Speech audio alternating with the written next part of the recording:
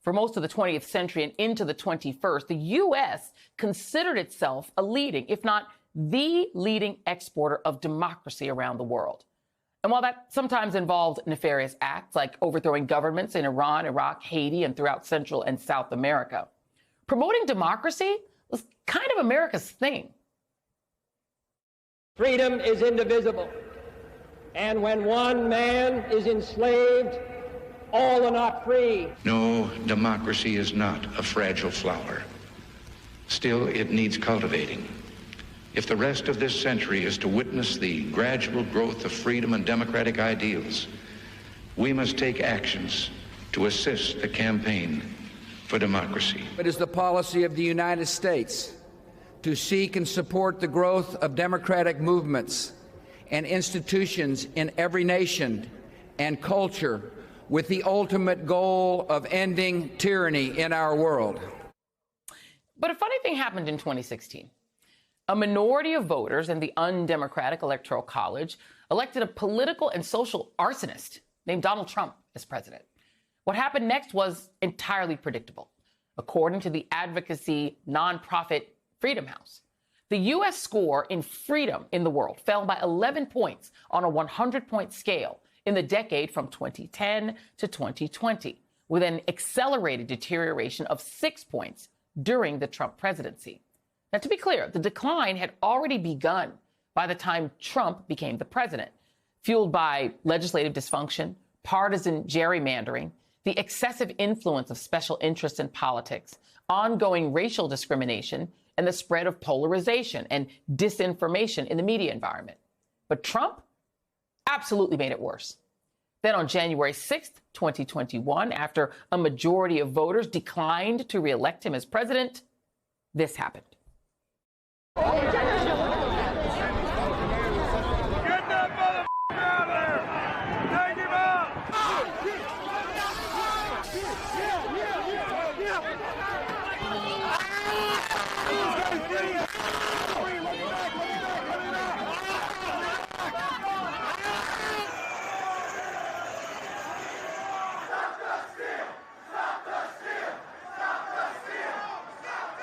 According to the international policy organization, the Eurasia Group, the U.S. is now the leading exporter of tools that undermine democracy, the result of algorithms and social media platforms that rip at the fabric of civil society while maximizing profit, creating unprecedented political division, disruption, and dysfunction. That trend is accelerating fast, not driven by governments, but by a small collection of individuals with little understanding of the social and political impact of their actions. So it should come as no surprise that the U.S. far-right extremism contagion is spreading around the world. Over the weekend, this is what supporters of Trump's friend and superfan Jair Bolsonaro did in Brazil. Chaos in Brazil as thousands stormed the country's capital protesting October's election results. Supporters of far-right former President Jair Bolsonaro unwilling to accept his defeat to Luiz Inácio Lula da Silva, otherwise known as Lula. Today, Lula da Silva, the duly elected president who defeated Bolsonaro, denounced those people, calling them fascist fanatics, and took legal measures to punish them. The leader of Bolsonaro's own party called the attack an embarrassment.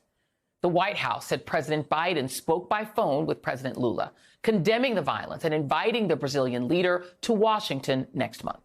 Meanwhile, Jair Bolsonaro is in Donald Trump and Ron DeSantis' Florida, living it up in Kissimmee and hitting up Publix and KFC. According to his wife, he's now reportedly in the hospital.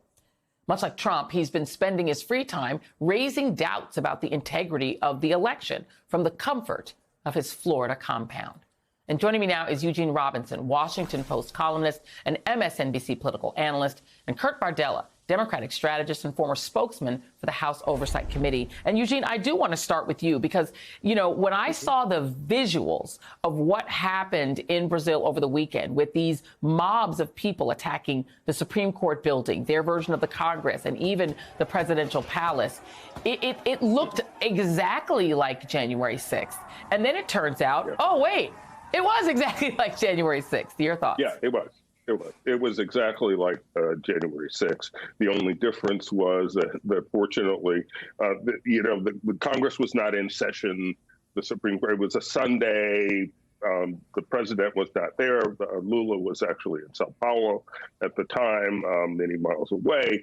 But what we see there is exactly a carbon copy of January 6th. And you can draw a straight line from January 6th to what happened on Sunday. I mean, I was South American correspondent. I spent a lot of time in Brasilia. I know exactly where this happened. And this is shocking to Brazilians to see the desecration of these buildings that are held in as high regard by Brazilians as our capital is held in the United States. They're also, masterpieces of modern architecture, but it is stunning. And we can talk about every aspect of this. We talk about how social media helped organize it, which is starting to come out in the Brazilian press. Bolsonaro is Donald Trump's mini-me. That's what he was all along. His techniques were Donald Trump's techniques. His rhetoric was Trump's rhetoric. And the result of his loss is the same as the result of Donald Trump's things.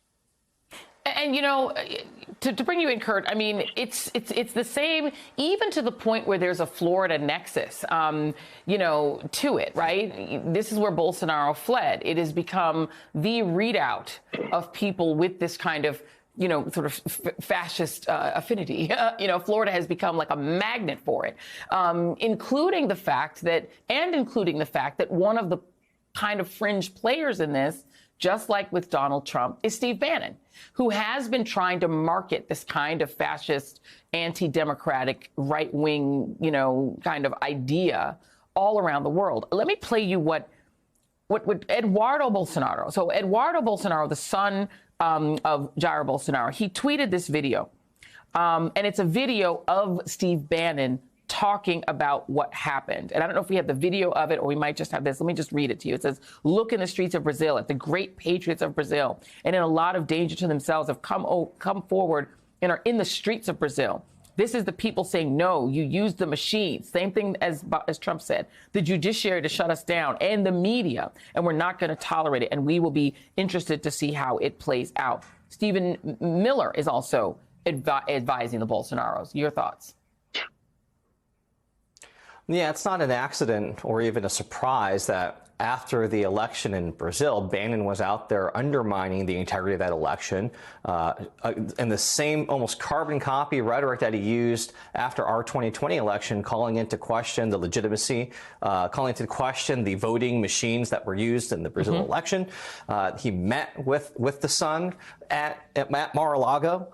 And I just want to remind everybody that none of this is surprising. Steve Bannon himself said, quote, "Lenin wanted to destroy the state, and that's my goal too." He is a self-described Leninist. What he wants is anarchy. What he wants is violence. What he wants is to tear down the pillars of any government establishment, not just in the United States of America, but anywhere in the world. He wants it to spread, and that's what's happening. And it's not an accident that these actors, bad actors, take their cues, learn the lesson from Steve Bannon, from Donald Trump, from the extremists in the Republican Party in this country, and they're trying to duplicate that elsewhere.